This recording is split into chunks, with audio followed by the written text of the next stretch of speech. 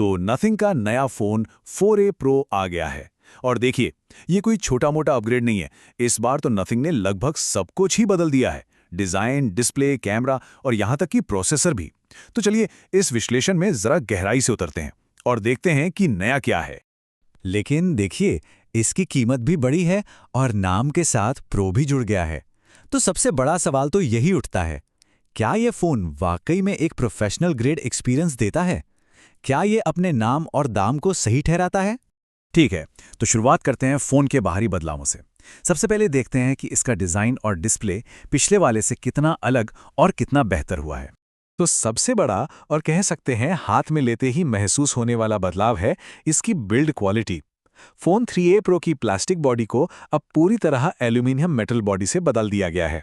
साथ ही डिस्प्ले भी FHD plus से सीधा 1.5K AMOLED पर अपग्रेड हो गया है। इसका नतीजा? सीधी सी बात है, फोन हाथ में कहीं ज्यादा प्रीमियम और मजबूत लगता है और स्क्रीन भी पहले से ज्यादा शार्प दिखती है। और बात यहीं खत्म नहीं होती।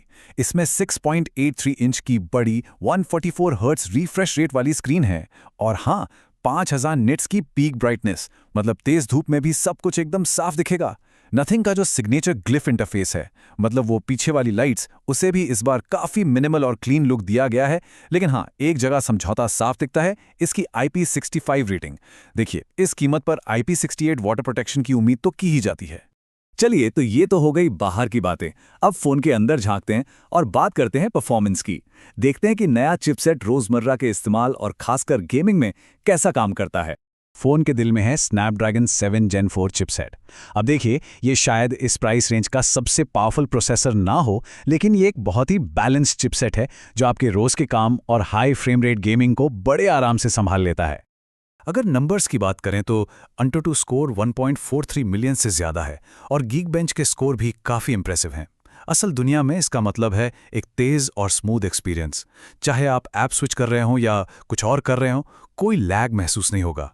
और परफॉर्मेंस की स्टेबिलिटी भी कमाल की है। स्ट्रेस टेस्ट में 96.6% की स्टेबिलिटी।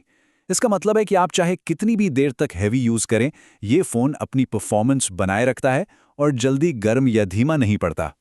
और हाँ, गेमर्स के लिए एक बहुत अच्छी खबर। ये फोन BGMI जैसी गेम्स को 120 फ्रेम्स प्रति सेकंड पर एकदम मक्खन की तरह चलाता है, जो इस प्राइस रेंज में मिलना वाकई एक बहुत बड़ा प्लस पॉइंट है। अच्छा, अब बात करते हैं फोन के सबसे कॉम्प्लेक्स हिस्से की, इसका कैमरा। यहाँ कुछ बहुत शानदार अपग्रेड्स हैं, लेकिन साथ ही कुछ ऐसी कमियां भी हैं जो चौंका देती हैं। तो सवाल ये है कि क्या कैमरा सिस्टम असल में एक बड़ा अपग्रेड है या फिर इसमें कुछ ऐसे छिपे हुए समझौते हैं जो इसे पिछले मॉडल की तुलना में कहीं कहीं कमजोर बना देते हैं। कागज पर तो स्पेसिफिकेशंस काफी दमदार लगते हैं।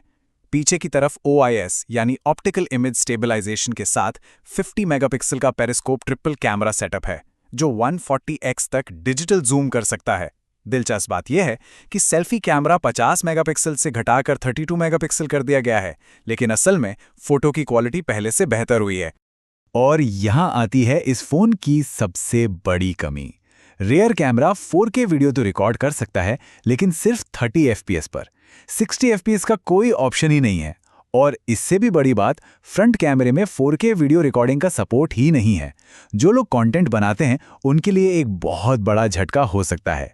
तो अब इन सभी बातों को एक साथ रखकर चलिए अंतिम फैसले पर आते हैं। क्या ये फोन अपने बढ़े हुए दाम को सही ठहराता है? क्या इसे खरीदना चाहिए? फोन की शुरुआती कीमत है 39,999 रुपए।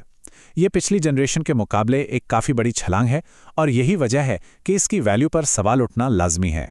तो लब्बू लुबाब ये है, एक तरफ हमें एक प्रीमियम मेटल डिज़ाइन, शानदार डिस्प्ले और ज़बरदस्त गेमिंग परफॉर्मेंस मिलती है।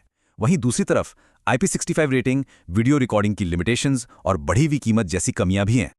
आखिर में ये कहा जा सकता है कि जो लोग फ़ोन 3A Pro से अपग्रेड करने की सोच रहे हैं, उनके लिए ये फ़ोन 100% एक बड़ा अपग्रेड महसूस होगा। मतलब इसकी कमियों के बावजूद जो सुधार हुए हैं वो इतने बड़े हैं कि उन्हें नज़रअंदाज करना मुश्किल है। तो इस पूरी जानकारी के बाद असली सवाल ये है, क्या इस कीमत पर यह फ़ोन एक सही चॉइस है? खैर, इसका जवाब तो हर किसी की अपनी ज़रूरतों और प्राथमिकताओं पर ही निर्भर करता है।